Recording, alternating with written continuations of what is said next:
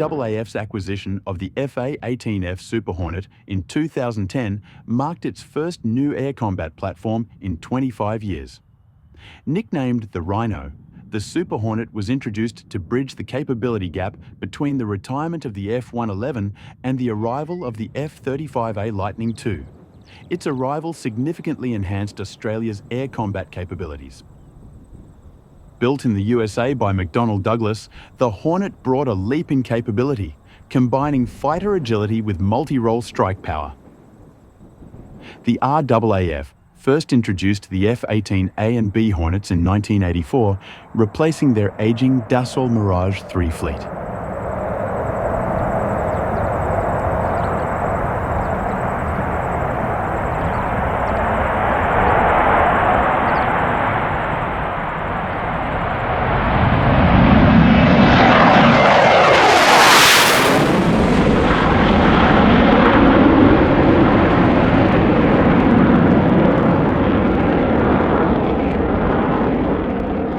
Eventually, 75 of these Classic Hornets were purchased, and they proved to be versatile and reliable, capable of both air superiority missions and ground attack.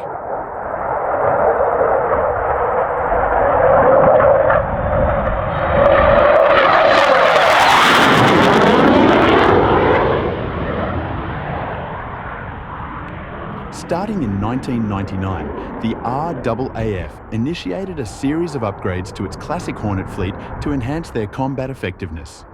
These upgrades included improvements to avionics, weapons systems, and structural enhancements, allowing the aircraft to remain operationally relevant until significantly later into the 21st century.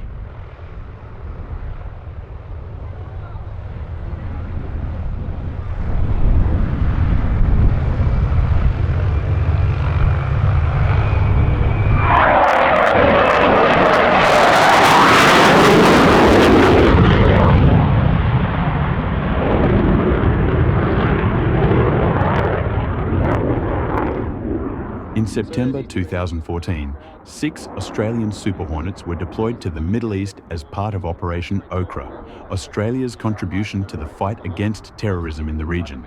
He'll be in full power up to 7.5 G on his body as he conducts this maneuver.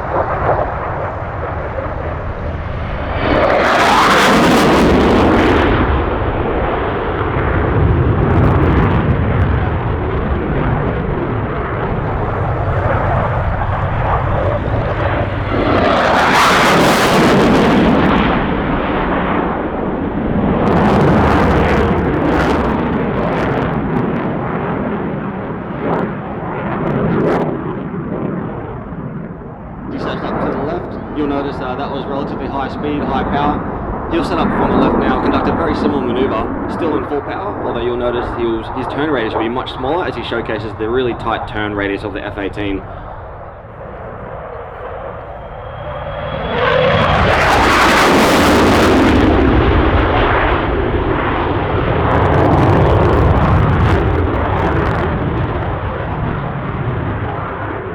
You've got a great view of the afterburners.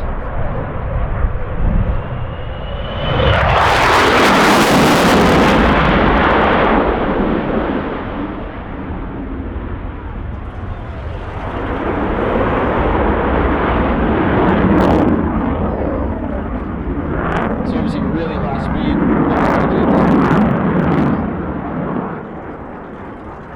We're going to turn it back down a little bit now as EC throws the gear down, throws the speed brake out, the flaps down, the hook down, the probe out, and we'll set up for what's called the dirty pass, where literally everything we can extend on the jet is out into the airflow.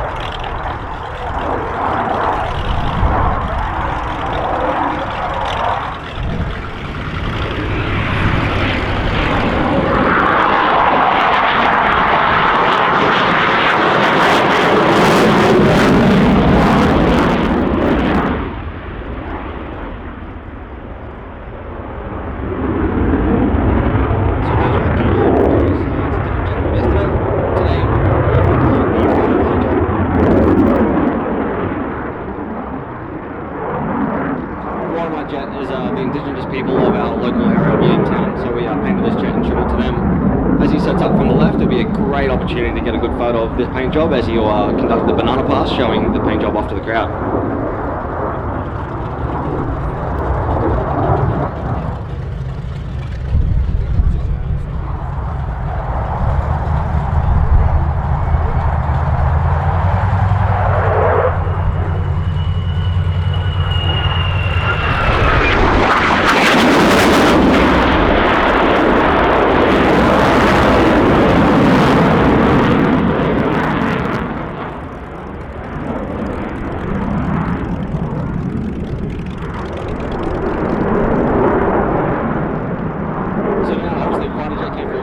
Really high G, but the party trick of the Hornet really is its slow speed fighting capability. You'll see this now as Easty sets up from the right. He'll be at a really high angle of attack, so a really high nose position, and this is where the Hornet really comes into its own, where other jets might be literally losing control of their aircraft. The Hornet can still be in control and fighting.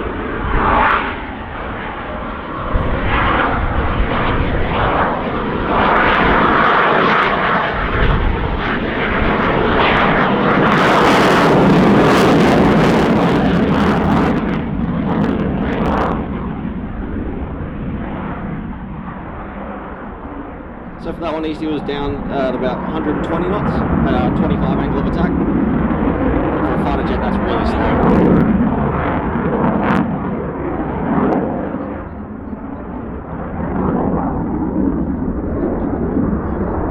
In dark contrast to that, Easty will come in now at a relatively high speed. He'll be up around 500 knots, so putting that energy on really quickly, which is a good capability of the Hornet again.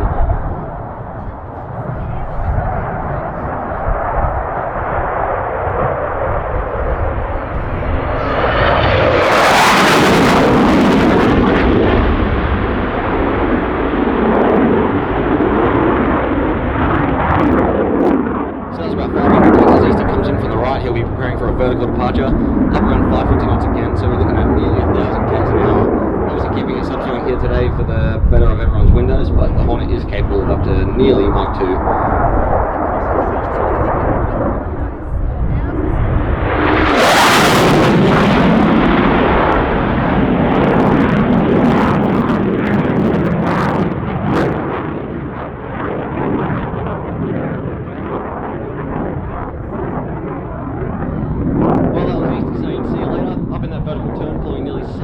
G onto his body into the vertical.